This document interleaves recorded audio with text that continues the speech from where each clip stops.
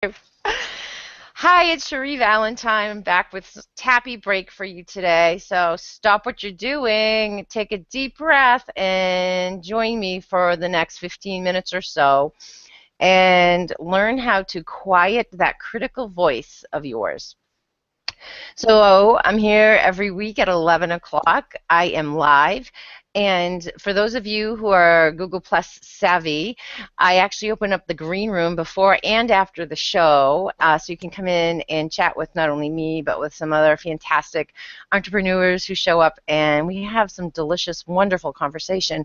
So I invite you to maybe intention that for yourself and to join us each week, or at least once in a while. Um, and for those of you who are loving the Tappy Break and enjoying this experience, I am so pleased to announce that beginning in December, on the third Thursday of each month, after Tappy Break, I am having a Tappy Hour. And the difference is that Tappy Break is a quick, general 10-minute tapping that anybody can do. And Tappy Hour is limited to 8 participants, and it's very interactive and very experiential. I do not broadcast it live.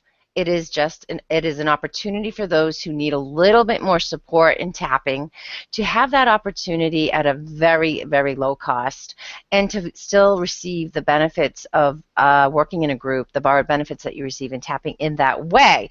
So I am just wanting to let you know that's coming, maybe put it on your calendars, and you will be receiving more information as the weeks unfold. So today, I am really excited to talk about, to tap on the critical voice. We all have a critical voice, and it really does not serve us, although we have become so used to it, and in some ways, we think that it does serve us, maybe protect us, save us from disappointment, keep us from maybe going down a road that we could potentially be hurt. It can also encourage, it can also inspire, which is not the way we really want to be inspired, but it does prod a lot of people into taking action because they think that's the only way they can do it. And I'm here to tell you, as a very critical voice person myself. I don't know how I want to say that, but who has definitely struggled with my own inner negative Nelly, as I call her. Um, I can tell you there is a huge difference between using words of encouragement and love to inspire us versus words that are very critical, harsh, judgmental. It's very damaging. It's very damaging. So let's get ready to do something about that, shall we? Take a deep breath. And release. And let's do that again. And exhale. And we're going to do that one more time. Inhale nice and deeply. And release. Okay. Just take a minute to get here and be present with yourself. Acknowledge that you're taking this time, whether it's live with me right now or if you're watching the replay, which is always available. It's really important that you take time out each day to get still, to get quiet, and to tune in to your own inner wisdom, your own inner guidance. And I would love for you to start making that a daily practice for yourself. It could just be a minute out of the day that you just stop and breathe and center and ground and just tune back in to what's important to you and start to listen for that quiet voice of yours, your intuition, the voice that guides you, the voice that sources you, and the voice that is always loving and gentle and kind. Let's start tapping. Even though I have this critical voice, And it really hurts me. I choose to love and accept myself. Even though I have this critical voice, and I've had it for such a long time, it seems real to me. I choose to love, honor, and accept myself. Even though this voice, this very critical voice, this harsh, judgmental voice that I have, shows up all the time, and I'm really starting to not like it very much. I honor the part of me that listens to the voice, and I honor all of me for being willing to explore maybe a different way of talking to myself.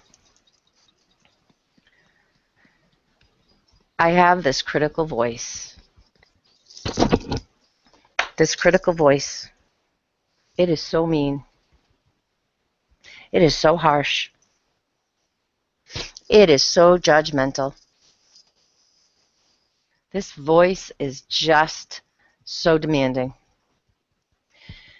It notices everything that I do wrong. It notices everything that I don't do. It always lets me know when I mess up. Constantly telling me I'm not enough. Constantly pushing me to try harder, to be better. But it's not very encouraging.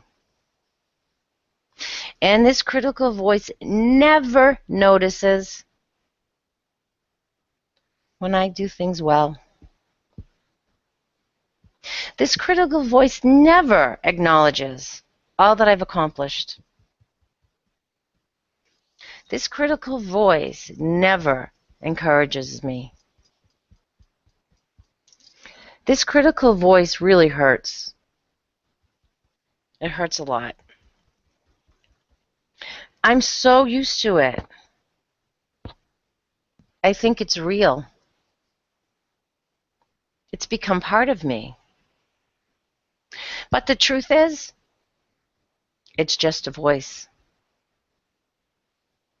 It's not who I am. I give this critical voice power to hurt me. I give this critical voice power to motivate me. I give this critical voice power to protect me. And I can silence that critical voice. I can take back my power. And I can learn to listen to the gentle voice, the compassionate voice, the voice of love. Because that's what's true and real. Oh, I don't think so. If I didn't have this critical voice, I would never get anything done. Nope, I need that critical voice. I'm not ready to let that go. No way. I need that critical voice to keep me going,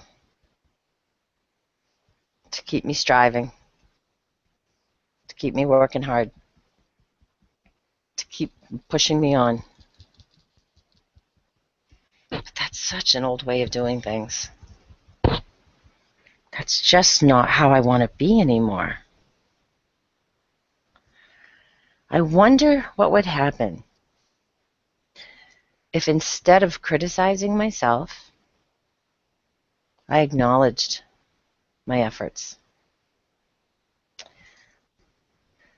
I encouraged myself by setting intentions and setting goals based on those intentions. Intentions come from my heart, and they nudge me and encourage me from love. My truth speaks to me from my heart. It's my intuition. And truth is kind.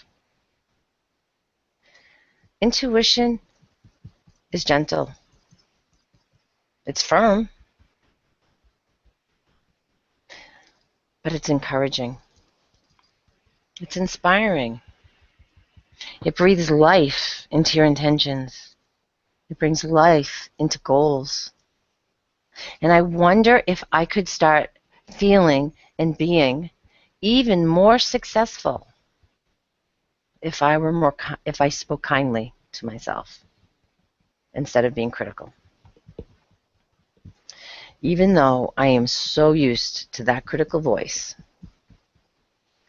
I give myself permission to silence her, to release her. I thank her or him for what it's tried to do. I don't know where I first began listening and believing my critical voice. Did someone tell it to me and I believed it to be true? And I started to repeat those words? Or did I just believe that they were real words that I started to say to myself based on an experience I had? I'm willing to allow a memory to surface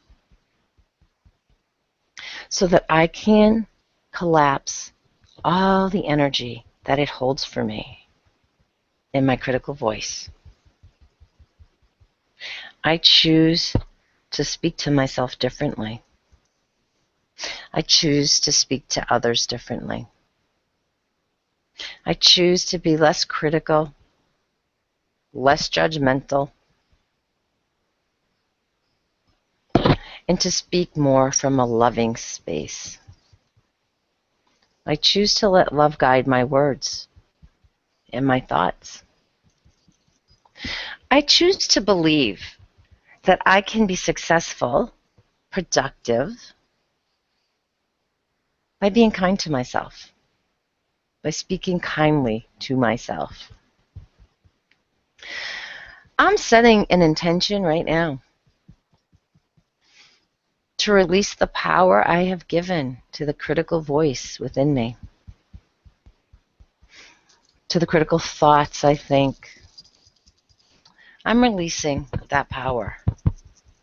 And I'm taking back the power of kindness, inspiration, encouragement, and acknowledgement.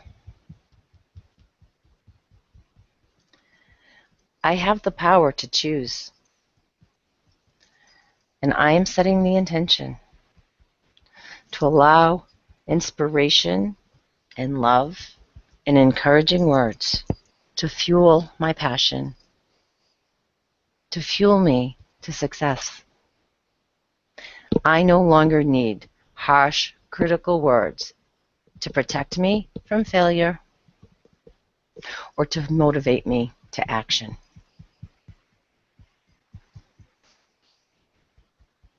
I choose to be in my power.